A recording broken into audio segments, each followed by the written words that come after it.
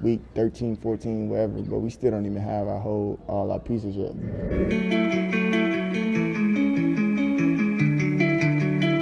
Says on the beat, boy. Yeah. Cause he wanna light. Headlights, I've been whipping midnight through the city. I've been going through some things, tryna get my mind right. Push the bucket to the limit, push that bitch into the finish. Gotta get the full control, gotta get my mind right. Headlights, I've been whipping midnight through the city. I've been going through some things, tryna get my mind right. Push the bucket to the limit, push that bitch into the finish. Gotta get the full control, gotta get my mind right. Yeah. Understand that we're in week 13, 14, whatever, but we still don't even have all our pieces yet. So I mean, yeah, we're building as a team and as a unit, and that's why I feel like we've been having so much success, just trusting one another regardless of who's out there. So everyone having that ability to win at 111 and able to step up, that's huge. Cee Dee, we haven't seen James hurt the first padded practice. Right. What have you guys seen from him to tell you that he's ready to go? I've been playing, like I said, I've been playing against him since college, and to see him out here again running around in practice, very explosive. He's your deep threat guy, so just be careful. That's all I gotta say. Cee Dee, you mentioned not having all the pieces yet, but with the pieces you have, where do you feel like you personally have grown the most from week 1 till now? Just making my presence felt. I feel like on this offense, it's all about making routine plays and stepping up when needed. Obviously, a lot of deep plays, if you will, a lot of blocking going on, which is I'm perfectly fine with, and just watching guys, just execute offensively and put myself in the best position to win. And whether that's, like I said, blocking or running a deep route, I'm always here. I let the guys know that I'm available for whatever, whether it's a decoy or I'm actually getting the ball.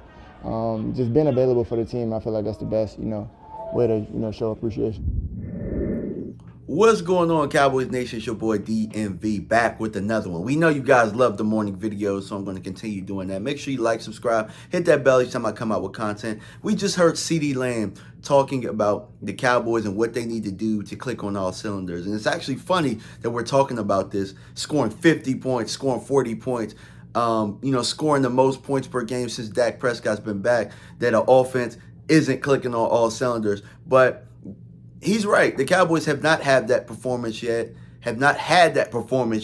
where, there's no penalties and everybody is just doing their jobs and there's no hiccups. The Cowboys are still having hiccups along the way, and they're still executing at a high clip. So I definitely agree with him there. And what the crazy thing is that we're still getting pieces back. So Tyron Smith just started practicing this week. We talked about that earlier this week on my channel. And James Washington, which was actually a surprise that he was brought up yesterday. But you don't forget about James Washington. It's just that Odell Beckham is just a better player. So that might have been a better plug-in right there. But the fact that we have a James Washington is still better than Jalen Tolbert. He's still better than Noah Brown. And as Cee Dee Lamb said, he's a deep threat, and that's one of the things that we're missing on this offense. So having James Washington and his explosiveness back on this roster can only help this team get better as well. So I'm excited to see that. Cee Dee Lamb, if you watch that interview, and I just, gave a little bit of a snippet, but he sounds like a guy that is maturing right before our eyes in year 3. He's maturing, and it's refreshing to see that he has embraced this #1 role, and he's ready for what comes with it. He just pretty much talked about how attacking the games and attacking situations has changed for him. And I just think that the game is probably slowing down for him. That's why he's able to, do the things that he's able to do. But the thing that gets lost in his interview, and I know that they're interviewing a receiver and they got to be able to ask those type of questions, but the run game is the part of the equation that is allowing this team to score the points that they have been. The line play is allowing that to happen as well. Shout out to Coach Philbin. Shout out to the best backfield in the league. Now, I guess my guy Rome asked a question on Twitter a couple of days ago, and I answered it, and a lot of people liked my answer to it. But it was like, this team was 9-4 last year. Is this team right now better than that team? And I'm not a homer, but I will answer and say I believe this team is better. by addition of subtraction, right? So we don't have Amari Cooper. We don't have the three-headed monster at the receiver position.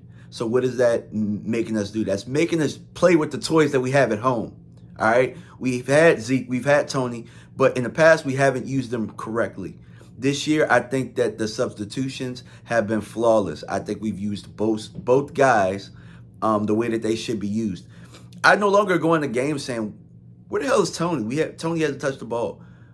Put Zeke back in. Like, there have been, actually, I'm not going to lie. There have been times when a goal line, I'm like, just put Zeke in and let him score the touchdown. And Tony Pollard walks in the end zone last week. So I'm not going to sit here and be one of those people that double back on their things. If I'm wrong about something, I'm going to tell you that I've been wrong about it. But I think that the Cowboys have used their running backs flawlessly as it goes to this point this year so far. And I think that the defense and the offense pick each other up when the other one is falling a little bit, and then they both reach the same level. Will and Vach talked about that the other day, and that's definitely true. This team cares about one another, and they will pick each other up. They will pick their brother up. So things we've been clamoring for in the past is locker room leadership, and this team seems to have found it. I'm not sure if it's specifically one person that is the leader, but I think collectively as a group, they've come together and they're playing high-quality football right now. So the expectation for me is for the Cowboys to go out there and whoop up on the Texans. The Texans might have a drive early on in the game, get a field goal or something like that, and then I just expect the Cowboys to just go out there and stomp them. And I'm not that type of guy. I'm normally the guy that has it close because the Cowboys are blowing them out and then they give up points late. But I think that this defense is on another level right now. I no longer think that they're satisfied with giving up those points late. I think they're no longer satisfied with victory, but I think that style does matter to this team. So this team shouldn't be on the field with them, and I think that you'll see that. But let me know what you guys think in the comment section, man. I'm out. Peace.